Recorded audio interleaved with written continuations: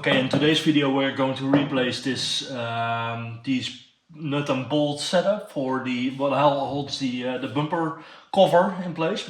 But now I bought these quick latches.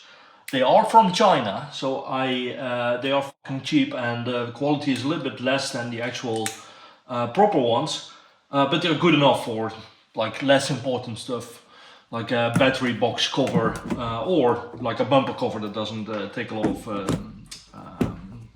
stresses.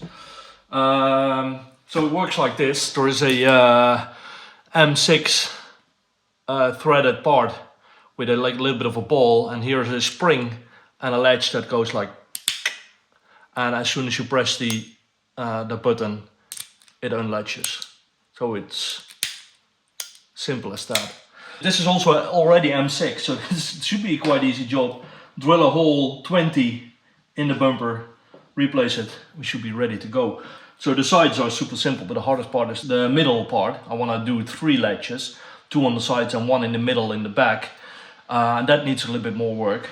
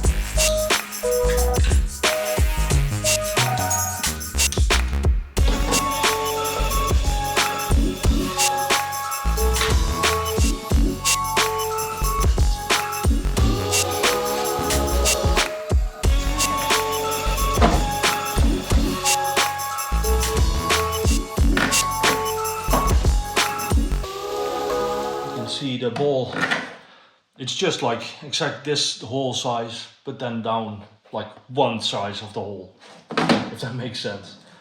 But there is a little bit of a rib inside here. I don't know if you can see it.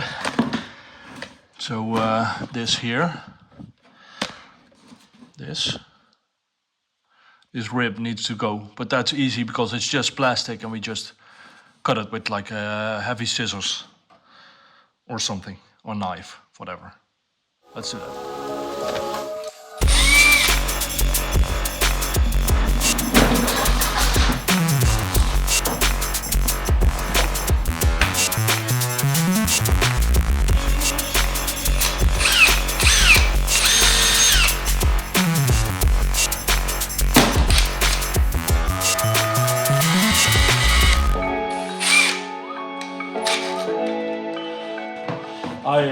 I was kind of lucky that I already had this pre-drilled hole, so I could check the distance. But if this is new for you and you have not got a hole in your bumper cover yet, then it's quite easy. You just put the bumper where you want it and hit it with like a rubber hammer or whatever, and it will leave a small indentation on the inside.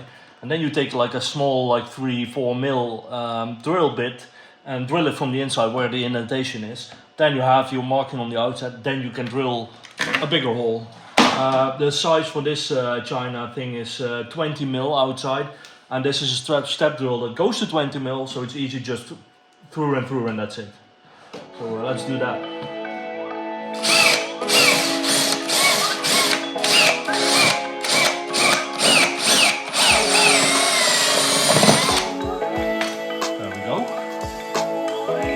do a test fit.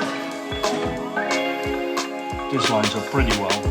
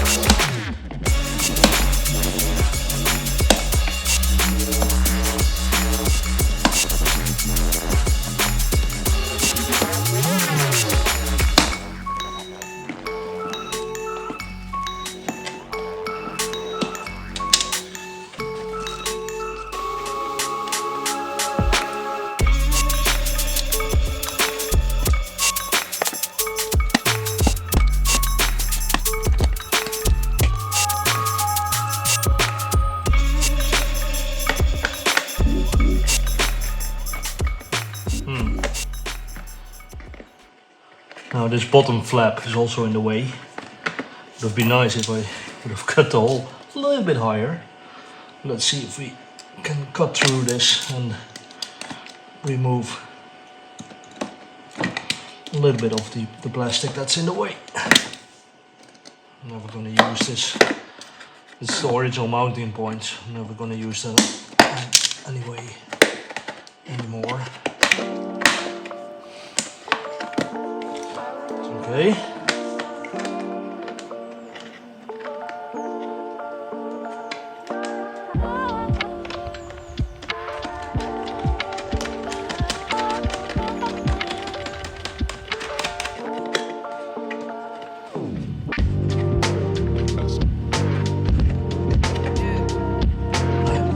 I need to fasten this with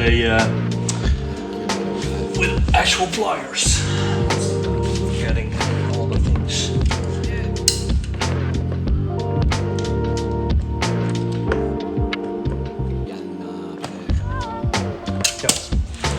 Okay. Let's do another test fit. On the one side. Go.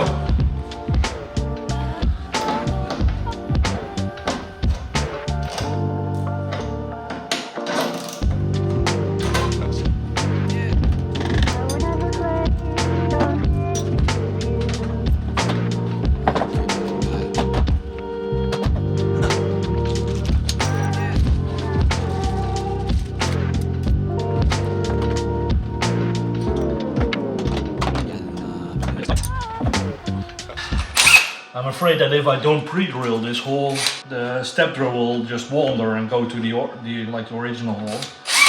So even though the plastic is super soft, I'd rather take no risk.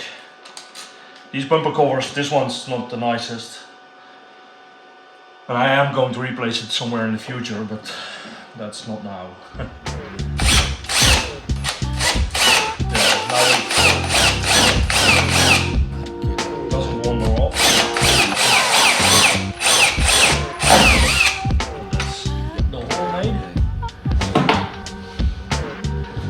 Now I can do the inside.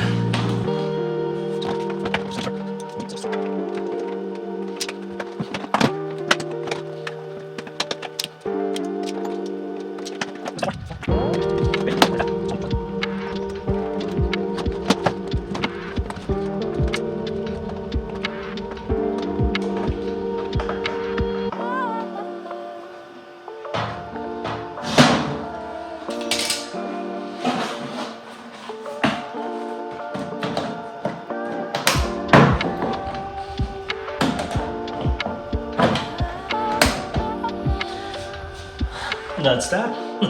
As easy as that. Okay, the next thing is that I want to make a mounting point here to make this less floppy. And before I just had a bolt, a small bolt that run through. And that kind of worked. Just still a little bit flappy, but that doesn't matter.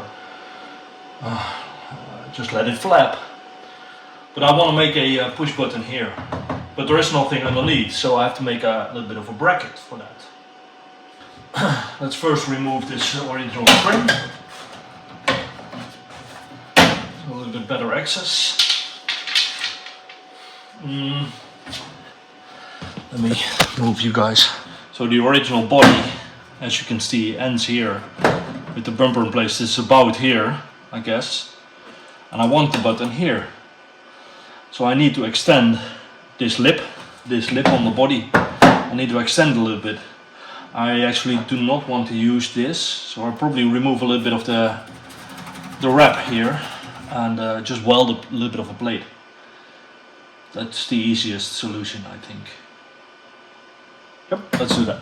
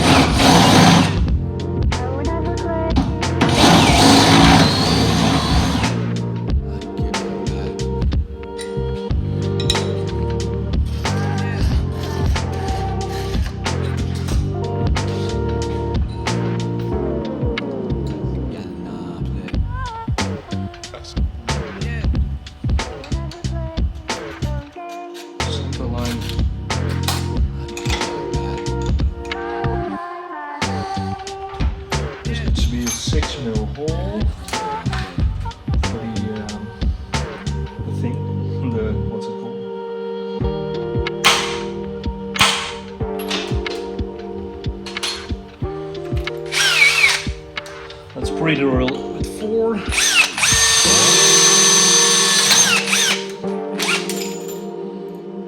Go to 6.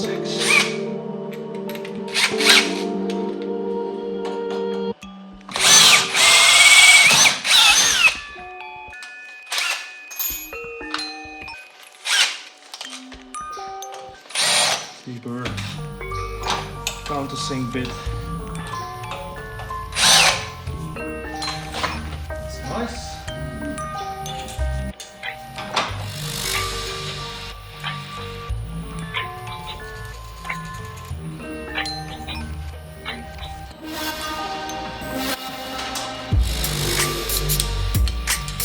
Parallel flange because I can't find another T10.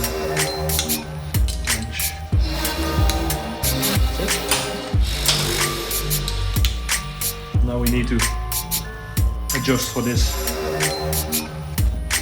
height difference. So this will be where my nail is, will be top of the bumper, and this is where the plate lives. So there's a little bit of a gap between. We probably have to make a little bit of a bend, like a step in this plate, to make sure it fits. But let's check it on the bumper.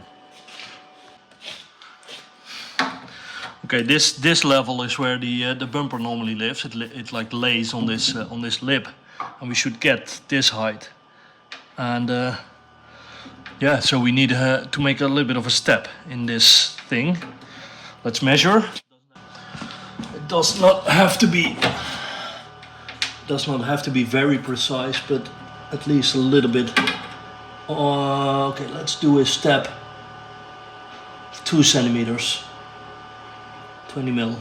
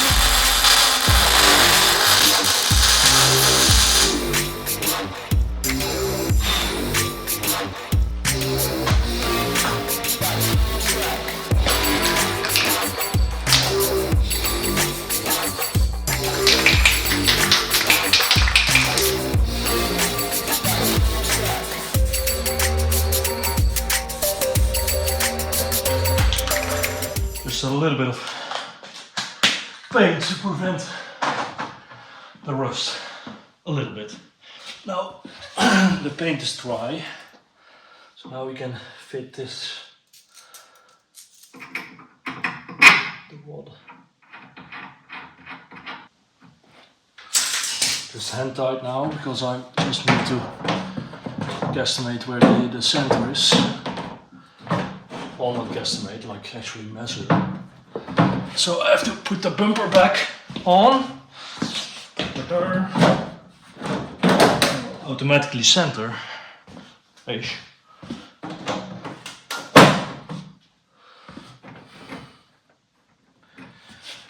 Now I just hit. So I just hit it a few times. If you look closely here,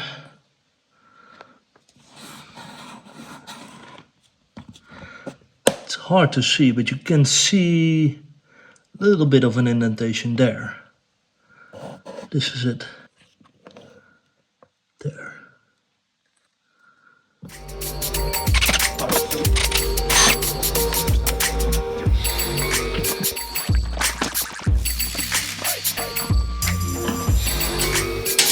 Okay.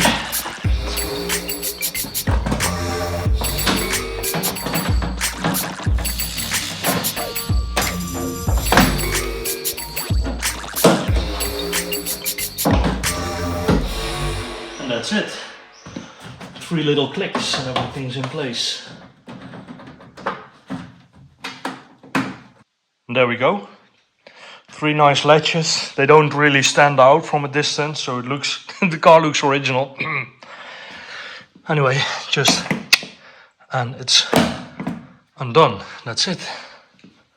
So super simple. Click, click, click, and you can pull the bumper off the car. Gonna do the same thing on the front of the car when time comes. I have to remove the inner structure here, but this is not mounted to anything, and it starts to droop like this, and it looks bad. So yeah, this is something I need to fix. Okay, new hair, new beard. Well, same beard but shorter, and different. Everything different because this is recorded later. I was editing the video you just watched, and I found that I need a little bit of outro. So I wrote down on my hand, because I can't remember things, 2 things that I wanted to mention. First, Peter Björck. The previous video, no, not the previous video, the video before that was a very successful video, more than 60,000 views, and about this twin turbo Lamborghini V10 powered Volvo 244, which is super cool. If you haven't seen it, go watch it please.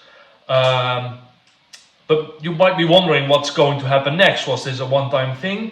I was wondering the same, so I went to Peter last week and I asked him, did you like our cooperation? And he was like, I'm really happy. So I offered him my help to do version 2 of the suspension.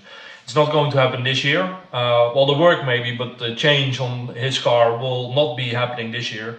And I am planning on buying a 3D scanner, scanning the current setup, and then designing something that we can either build in regular steel with a pipe bender and everything, and make it fit in the 15-inch wheel, but still be very more sturdy than the thing that we whipped up for to get the car ready for Street Week, or something that he can CNC machine on his super awesome new CNC machine from Billet Aluminum. Question is, will that fit in the machine? Blah blah. There's a lot of research to do, but now there is time because the upgrade will not be needed for this year, so I have some time to do that. So the plan is 3D scanning, redesign something new in CAD, and then make something awesome. So that's one thing for Peter, version 2, and the other thing is the Tjorven. I made a video about that like way more than half a year ago, and I'm still making plans. And the plan now, since priorities always change a little bit, priority is more on the 240 race car than I imagined back when I bought the Tjorven to start that project. And so the plan now is, I bought an S60 T5 with a little bit modified engine, bigger turbo, bigger injectors, bigger intercooler, which pushes around 400 horsepower. And that engine is going in the back of the Tjorven, so it's still going to be a rear-wheel drive mid-engine Tjorven. The goal will be to do drag races. The goal for this year is to build a chassis rig that I can move in and out. And then the goal is to get the body on top, mounted on some kind of like uprights or whatever, something that holds the body up, and then I can remove the body with the lift and work on the chassis, the tube frame chassis that will be underneath. So Tjorven next year will be more of a Tjorven year, and this winter is going to be a big year for the 240 because it's going to get this engine, and there are some nice parts arriving already. You can see here, for example, wastegate. I painted the engine block last weekend, cleaned it, painted it, and also there is this nice Kangaroo's team manifold. A T6 engine with a T4 flange and a wastegate exit for an external wastegate on the bottom that will go like this. So now I have to do some minor changes to the front suspension here. Apparently I misinstalled the MK Motorsport top mounts that I installed last year, so they are bent, as you can see in the previous video. So I have to fix that, working on that. And in the meanwhile, I'll be preparing this T6 engine for the winter swap. Oh yeah, make sure to like and subscribe to not miss out on the awesome T6 swap that's going to happen in the future. Well, near future, this end of year, hopefully.